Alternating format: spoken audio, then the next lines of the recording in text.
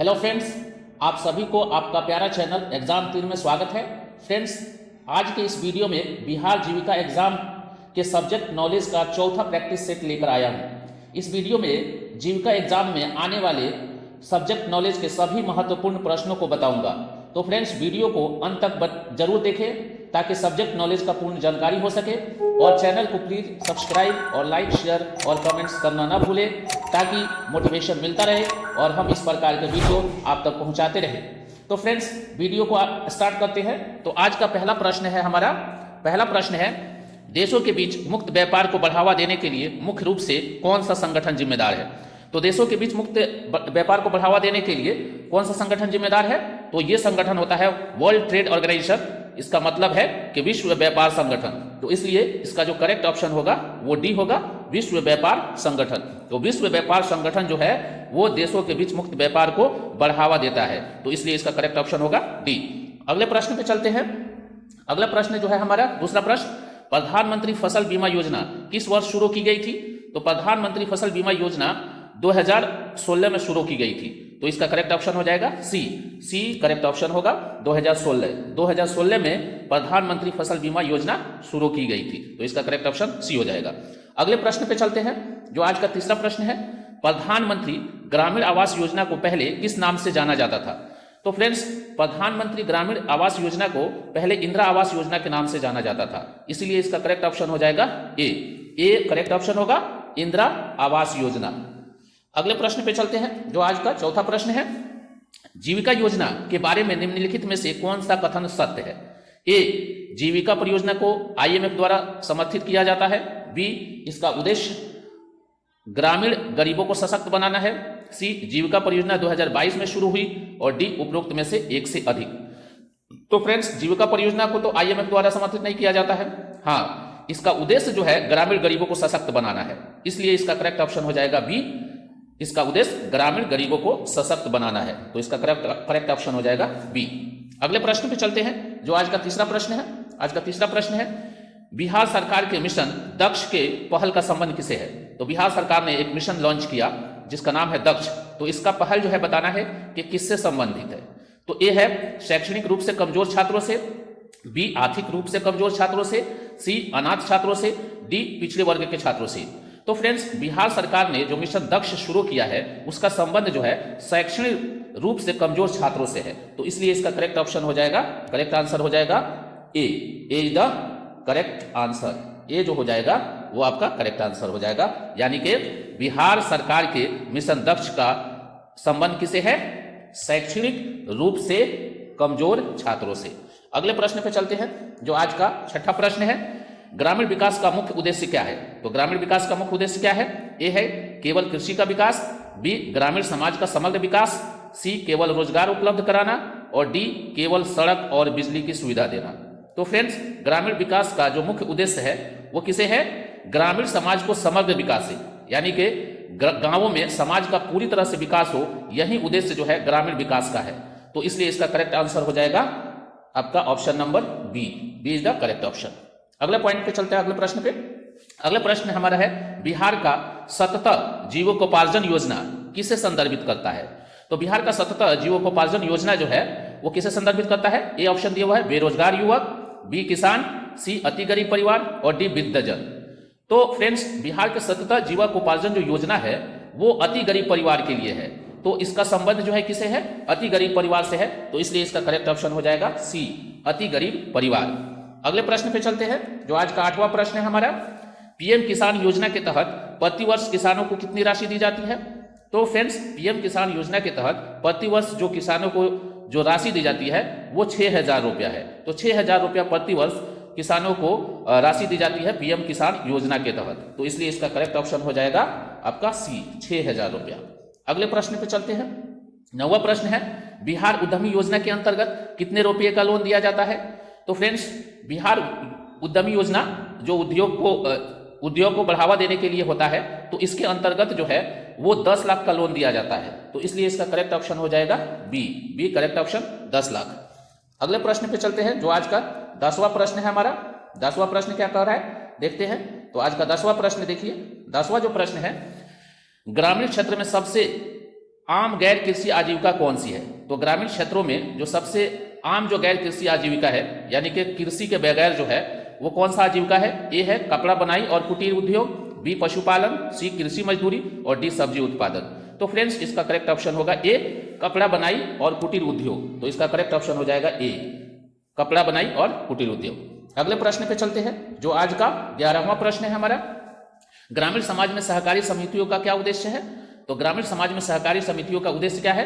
ए लाभ कमाना, बी गरीबों का शोषण करना, सी सामूहिक आर्थिक हितों की रक्षा करना, डी केवल सरकार के आदेश का पालन करना।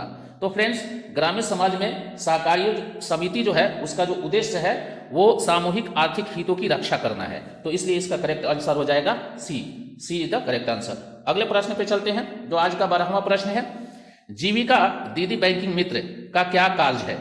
कार्य क्या है? तो जीविका दीदी बैंकिंग मित्र का कार्य जो होता है वो क्या होता है? देखिए फ्रेंड्स ए ऑप्शन दिया हुआ है पंचायत चुनाव संचालन करना, बी दिया हुआ है ग्रामीण बैंकिंग सेवा देना, सी सड़क निर्माण और डी शिक्षा उपलब्ध कराना। तो जीविका दीदी बैंकिंग मित्र का जो कार्य होता है वो ग्रामीण बैंकिंग सेवा देना होता है। तो इसलिए इसका जो करेक्ट ऑप्शन हो जाएगा वो आपका बी हो जाएगा। B is the correct option, ग्रामीण बैंकिंग सेवा देना। अगले प्रश्न पे चलते हैं जो आज का 13वां प्रश्न है। तो 13वां प्रश्न क्या है देखते हैं। 13वां प्रश्न है ग्रामीण आजीविका संवर्धन में cluster level federation CLF cluster level federation की सबसे अहम भूमिका क्या है? ए केवल लोन बांटना, बी SHG को बड़े स्तर पर संगठित कर वित्तीय व सामाजिक शक्ति प्रदान करना, सी पंचायत चुनाव में उम्मीदवार खड़ा करना, डी केवल महिला साक्षरता अभियान चलाना। तो फ्रेंड्स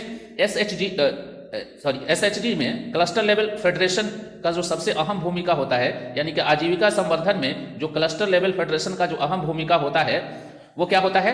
SHG को बड़े स्तर पर संगठित कर वित्तीय व सामाजिक शक्ति प्रदान करना होता है। तो इसलिए इसका करेक्ट आंसर हो जाएगा वो बी हो जाएगा, SHG को बड़े स्तर पर संगठित कर वित्तीय व सामाजिक शक्ति प्रदान करना। अगले प्रश्न पे चलते हैं जो आज का 14वां प्रश्न है। भारत निर्माण जीविका हॉट बाजार ऑनलाइन पोर्टल का मुख्य उद्देश्य क्या है? तो भारत निर्माण जीविका में हॉट बाजार ऑनलाइन पोर्टल का मुख्य उद्देश्य क्या है? ए में है विदेशी व्यापार, बी उत्पादों की ऑनलाइन बिक्री, सी कृषि ऋण देना, डी ग्रामीण रोजगार। तो हॉट बाजार ऑनलाइन पोर्टल का जो मुख्य उद्देश्य है वो उत्पादों की ऑनलाइन बिक्री है। तो इसलिए इसका करेक्ट आंसर हो जाएगा बी उत्पादों की ऑनलाइन बिक्री। अगले प्रश्न पे चलते हैं जो आज का 15वां प्रश्न है। राष्ट्रीय सामाजिक सहायता कार्यक्रम का मुख्य उद्देश्य क्या है? तो राष्ट्रीय सामाजिक सहायता कार्यक्रम का मुख्य उद्देश्य क्या है? ए है किसानों का फसल बीमा, बी गरीब परिवारों को पेंशन व सहायता देना, सी बेरोजगार युवाओं को प्रशिक्षण देना, डी पंचायत का अनुदान देना। तो इसीलिए इसका करेक्ट ऑप्शन क्या हो जाएगा? गरीब परिवारों को पेंशन व सहायता देना। ये राष्ट्रीय सामाजिक सहायता कार्यक्रम का मुख्य उद्देश्य है। तो इसलिए इसका करेक्ट ऑप्शन हो जाएगा वो बी हो जाएगा, गरीब परिवारों को पेंशन व सहायता देना। अगले प्रश्न पे चलते हैं जो आज का 16वां प्रश्न है। SHG में भी खाता रखने का मुख्य उद्देश्य क्या है? तो SHG में भी बही खाता रखने का मुख्य उद्देश्य क्या है? यहाँ पे खाता के साथ साथ जो है एक और चीज जुड़ा रहता है, बही खाता। यहाँ पे लिख सकते हैं, ये खाता की जगह बही खाता होगा, बही खाता। तो बही खाता का मुख्य उद्देश्य क्या है? तो ए में ऑप्शन दिया हुआ है सरकारी अनुदान मिलने में आसानी, बी सदस्यों में विश्वास और पारदर्शिता बढ़ाना, सी बैंक से लोन लेने में सहूलियत और डी उपरोक्त सभी। तो इसका जो करेक्ट ऑप्शन होगा सभी होगा, क्योंकि देखिए सरकार अनुदान मिलने में भी आसानी होती है तो ये भी इसका मुख्य उद्देश्य होता है। सदस्यों में विश्वास और पारदर्शिता बनाए रखना भी इसका मुख्य उद्देश्य है। बैंक से लोन लेने में भी सहूलियत होती है। तो इसलिए इसका करेक्ट ऑप्शन हो जाएगा वो डी होगा, उपरोक्त सभी, यानी कि उपरोक्त सभी होगा। अगले प्रश्न पे चलते हैं। यहां पर 17 नंबर प्रश्न कह रहा है DNRLM का मुख्य नारा क्या है? तो DNRLM का मुख्य नारा है, ए ऑप्शन दिया हुआ है हर हाथ को काम, गरीबी से मुक्ति सम्मान पूर्ण जीवन। तो ये इसका नारा होता है, गरीबी से मुक्ति और सम्मान पूर्ण जीवन। ये DNRLM का मुख्य नारा है। तो इसीलिए इसका करेक्ट ऑप्शन हो जाएगा यहां पर बी क्या हो जाएगा? करेक्ट ऑप्शन हो जाएगा, यानी गरीबी से मुक्ति सम्मान पूर्ण जीवन, ये इसका नारा है। तो इसलिए इसका करेक्ट ऑप्शन हो जाएगा बी। अगले प्रश्न पे चलते हैं जो आज का 18वां प्रश्न है। जीविका का कौशल विकास कार्यक्रम कौन सा है? तो जीविका का कौशल विकास कार्यक्रम कौन सा है? ए है PMKVY, ये तो होगा नहीं, बी DDU GKY, ये आपका कौशल कार्यक्रम है जिसका फुल फॉर्म होता है दीनदयाल उपाध्याय ग्रामीण कौशल योजना। इसका पूरा नाम होता है DDU का। तो DDU का जो पूरा नाम है ये DDU दीनदयाल उपाध्याय ग्रामीण कौशल योजना। तो यही जो है जीविका का कौशल विकास कार्यक्रम है। तो इसलिए इसका जो करेक्ट आंसर हो जाएगा वो क्या होगा, DDU होगा, DDU GKY। अगले प्रश्न पे चलते हैं। आज का 19वां प्रश्न है, ग्रामीण विकास योजनाओं की सफलता का सबसे बड़ा संकेतक क्या माना जाता है। तो ग्रामीण विकास योजनाओं के सफलता का सबसे बड़ा संकेतक क्या है। ए ऑप्शन दिया हुआ है सरकारी बजट की राशि, बी गांव में बने सड़क और भवन, सी ग्रामीण परिवारों की गरीबी से मुक्ति और आत्मनिर्भरता, डी योजनाओं की संख्या। तो इसका करेक्ट ऑप्शन हो जाएगा ग्रामीण परिवारों की गरीबी से मुक्ति और आत्मनिर्भरता, ये ऑप्शन होगा। तो इसलिए इसका ऑप्शन हो जाएगा सी। अगले प्रश्न पे चलते हैं। अगला प्रश्न है हमारा 20वां, CLF का कार्य क्या है। CLF का पूरा नाम होता है क्लस्टर लेवल फेडरेशन। CLF का होता है cluster level federation, cluster level federation होगा, क्लस्टर लेवल फेडरेशन। तो क्लस्टर लेवल फेडरेशन का कार्य क्या है। ए है केवल बचत कार्य, बी समूह का प्रशिक्षण, सी सभी बीओ का समन्वय, डी ऋण वितरण। तो इसका करेक्ट ऑप्शन होगा सी, सभी बीओ को समन्वय करता है। CLF क्या करता है, जो बीओ होता है जिसका फुल फॉर्म होता है बीओ का विलेज ऑर्गेनाइजेशन, जो बीओ होते हैं VO village level organisation, village organisation जो होता है, तो विलेज ऑर्गेनाइजेशन जो होता है इसको समन्वय देता है कौन, CLF। तो जो CLF होते हैं, CLF ये सभी बीओ को समन्वय देता है। तो इसलिए इसका करेक्ट आंसर हो जाएगा वो सी हो जाएगा, सभी बीओ का समन्वय। अगले प्रश्न पे चलते हैं जो आज का 21वां प्रश्न है। 21वां प्रश्न क्या कर रहा है, किसी के लिए फाइनेंशियल इंक्लूजन, यहाँ पे किसी नहीं, कृषि का क्या अर्थ है, कृषि, यहाँ पे किसी नहीं, कृषि के लिए। तो यहाँ पे मिसप्रिंट हुआ है, ये किसी नहीं, ये कृषि होगा, कृषि। तो कृषि के लिए जो फाइनेंशियल इंक्लूजन का अर्थ क्या है।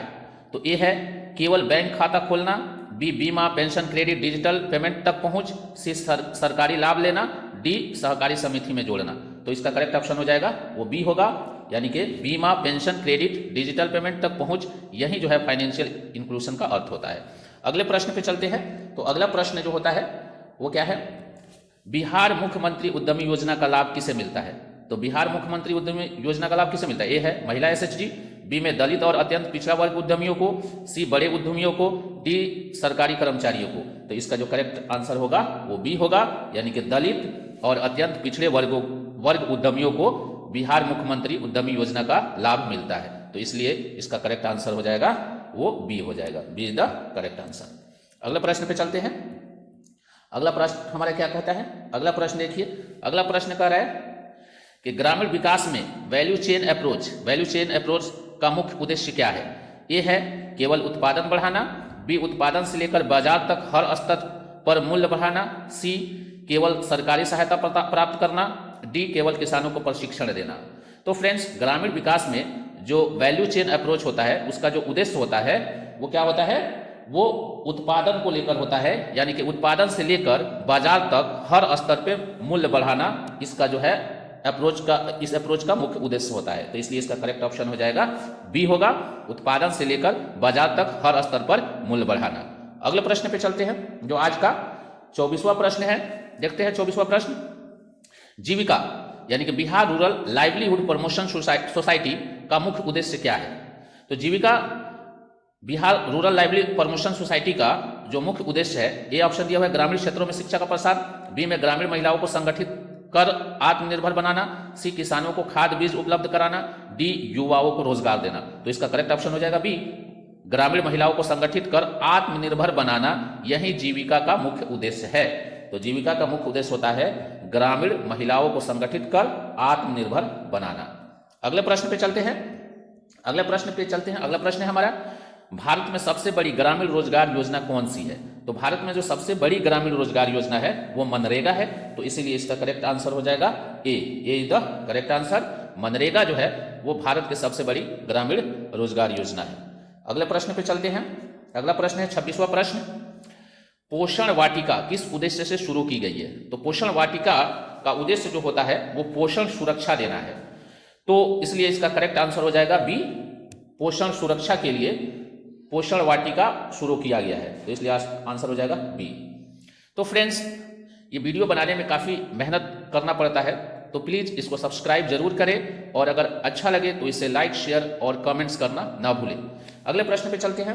अगला प्रश्न हमारा 27वां प्रश्न है, भारत में सहकारी आंदोलन की सबसे बड़ी सफलता किस क्षेत्र में मिली है? तो भारत में सहकारी आंदोलन की सबसे बड़ी सफलता किस क्षेत्र में मिली है? ए है कृषि, बी दुग्ध, सी बैंकिंग, डी उद्योग। तो इसका करेक्ट ऑप्शन होगा दूध। दुग्ध में जो है वो भारत को सफलता मिली है, यानी कि भारत में जो सहकारी आंदोलन है उसका सबसे बड़ी सफलता जो है वो दुग्ध उत्पादन में मिली है, तो इसका करेक्ट ऑप्शन हो जाएगा बी। अगले प्रश्न पे चलते हैं जो आज का 28वां प्रश्न है, जीविका संजीवनी मोबाइल ऐप किस उद्देश्य से लॉन्च किया गया है? ए है स्वास्थ्य सुविधा, बी डिजिटल वित्तीय लेन देन, सी कृषि परामर्श, डी शिक्षा प्रसार। तो जीविका संजीवनी मोबाइल ऐप जो है वो डिजिटल वित्तीय लेन देन के लिए लॉन्च किया गया है, तो इसलिए इसका करेक्ट आंसर हो जाएगा वो बी हो जाएगा। बी करेक्ट आंसर होगा, डिजिटल वित्तीय लेन देन। अगले प्रश्न पे चलते हैं जो 29वां प्रश्न है। आज का 29वां प्रश्न, जीविका के तहत गरीब परिवारों की पहचान कैसे की जाती है? तो जीविका के तहत जो गरीब परिवारों की जो पहचान है वो बीपीएल सूची के आधार पर की जाती है, तो इसलिए इसका करेक्ट आंसर हो जाएगा ए हो जाएगा, बीपीएल सूची। अगले प्रश्न पे चलते हैं जो आज का आखिरी प्रश्न है, वो है जीविका में कृषि सखी क्या करती है? ए सड़क निर्माण, बी कृषि तकनीकी सलाह, सी बैंकिंग कार्ड, डी बच्चों की शिक्षा। तो इसका जो करेक्ट आंसर हो जाएगा वो कृषि तकनीकी सलाह। जीविका में कृषि सखी का कार्य जो होता है वो कृषि तकनीकी का सलाह देना ताकि कृषि में बढ़ोतरी हो सके, यही कृषि सखी का कार्य होता है। तो ये आज का आखिरी प्रश्न है, तो इसलिए इसका करेक्ट ऑप्शन जो होगा वो बी होगा। तो फ्रेंड्स, आज इतना ही। अगला प्रैक्टिस हम नेक्स्ट वीडियो में जो हमारा 5वां वीडियो आएगा उसमें मैं कराऊंगा। तो ये सारे के सारे प्रश्न जो है बहुत ही महत्वपूर्ण है जीविका एग्जाम के लिए, तो बिल्कुल इसको रट जाइए ताकि सब्जेक्ट नॉलेज से जो भी प्रश्न आए उसको आसानी से आप कर सके। आज के लिए इतना ही, धन्यवाद।